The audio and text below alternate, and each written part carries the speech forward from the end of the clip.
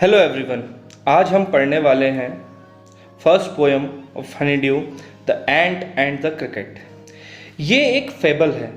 Fable मतलब एक short story जो एनिमल कैरेक्टर्स को लेकर बनाई जाती है, पर होती है मोरल वैल्यूज़ के लिए जो इंसानों को समझनी चाहिए।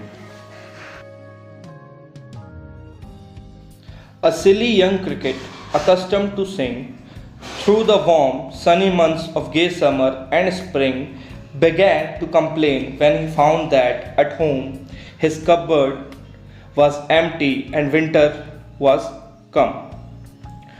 Not a crumb to be found on the snow-covered ground, not a flower could he see, not a leaf on a tree. Oh, what will become, says the cricket, of me? At last, by starvation and famine, made bold, all dripping with wet, and all trembling with cold. Away he set off to a miserly ant, to see if, to keep him alive, he would grant him shelter from rain and a mouthful of grain. He wished only to borrow, he would repay it tomorrow. If not, he must die of starvation and sorrow. Says the ant to the cricket, I am your servant and friend, but we ants never borrow, we ants never lend. But tell me, dear cricket, did you lay nothing by when the weather was warm? Quoth the cricket, not I. My heart was so light that I sang day and night, for all nature looked gay. You sang, sir, you say.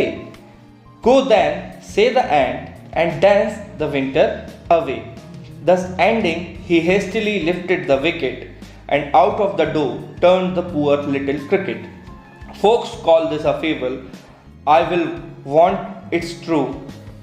Some crickets have 4 legs, and some have 2. एक सिली सा cricket मतलब छोटा सा एक insect होता है, वो हमेशा गाना गाता रहता था। जब सनी मंथ, समर के मंथ थे, स्प्रिंग के मंथ थे, और गे समर मतलब हैप्पी मूड ऑफ समर था। पर जब विंटर्स पास में आने लगे और उसने देखा कि उसके पास कुछ भी खाने के लिए बचा नहीं है, क्योंकि विंटर्स में कुछ भी खाने के लिए होता नहीं है, तब वो फिक्र करने लगा, कंप्लेन करने लगा। और एक भी दाना खाने का नहीं मिल रहा था, क्योंकि कवर्ड जो ग्राउंड था वो स्नो कवर्ड हो गया था, वहाँ पे बर्फ़ पड़ गई थी। ना ही वो कोई फ्लावर देख सकता था, ना ही कोई ट्री देख सकता था। ये चीज़ें वो हैं जो क्रिकेट खाता है। और वो बोलता है कि अब मैं क्या करूँगा। और जब वो बहुत ज़्यादा भूखा हो गया, बहुत ज़्यादा उसे भूख लगने लगी, भूख से मरने वाली हालत आ गई, तो वो हिम्मत कर कर और गीला होकर, बर्फ़ पड़ रही थी, पानी पड़ रहा था, उससे गीले होकर, कोल्ड से कांपता हुआ, ट्रेमलिंग मतलब थरथराता हुआ कोल्ड से, वो गया किसके पास? एंट के पास, ये देखने कि क्या वो उसे कुछ देगा जिससे वो रेन से बच सके और थोड़ा बहुत खाना मिल सके जिससे वो कुछ खा सके। वो सिर्फ उधार लेने गया है, जो वो बाद में रिपे कर देगा। अगर ऐसा नहीं हुआ तो वो भूख से और दुख से मर जाएगा। जब वो एंट के पास गया तो एंट ने कहा, मैं बिल्कुल तुम्हारा फ्रेंड हूँ और सर्वेंट भी हूँ, पर हमारी एंट्स की एक पॉलिसी है, ना ही कभी हम बोरो करते हैं, ना ही लैंड करते हैं, मतलब ना ही कभी हम उधार लेते हैं, ना ही कभी किसी को उधार देते हैं। पर क्रिकेट, मुझे ये बताओ कि तुमने कुछ भी बचा के नहीं रखा विंटर्स के लिए? जब वार्म वेदर था, जब अच्छा वेदर था, तब तुमने कुछ भी बचा के नहीं रखा? तो क्रिकेट कहता है, मैंने कुछ नहीं बचाया, मैं बड़ा ही लाइट हार्टेड हूँ और मैं दिन भर गाता रहता था। जब नेचर मुझे हैप्पी दिखता था तो मैं उस हैप्पी नेचर के साथ दिन भर गाता था। तो एंट बड़े गुस्से में कहती है, तुम गाना गा रहे थे तो एक काम करो, जाओ ये विंटर में डांस करो। और जो एंट है उसे वहाँ से जल्दी से भगा देती है और बेचारा क्रिकेट ऐसे ही दूर से लौट जाता है। लोग इसे फेबल कहते हैं, पर शायद ये सच भी हो। कई क्रिकेट्स के 4 लेग्स होते हैं, कईयों के 2, मतलब क्रिकेट को इंसान से कंपेयर किया गया है। तो ये पोएम एक्चुअल में हमें बताती है कि हर इंसान को जब अच्छा टाइम होता है तो सेविंग करके रखनी चाहिए।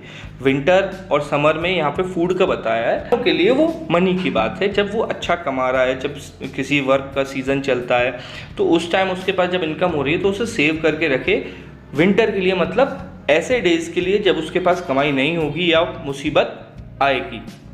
तो ये फेबल वो बताती है, क्योंकि जब मुसीबत आती है आप क्या कर रहे थे उस वजह से इस टाइम पे आपके पास अगर पैसा नहीं है तो वो आपकी गलती है। आपको हमेशा पैसा, फूड या कोई भी चीज़ है वो सेव कर कर चलनी चाहिए।